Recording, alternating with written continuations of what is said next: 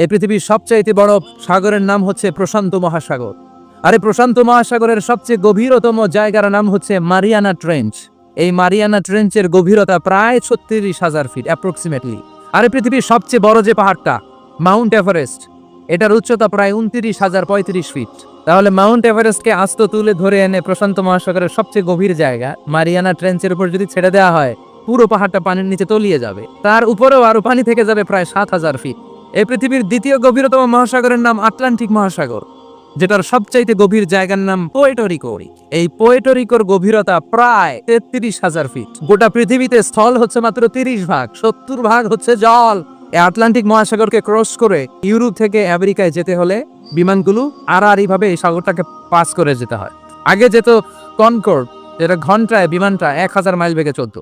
ওই বিমানটা দিয়ে পাশের দিক থেকে এই পাশ থেকে ওই পাশটা ক্রস করতে 4 ঘন্টা লেগে যেত।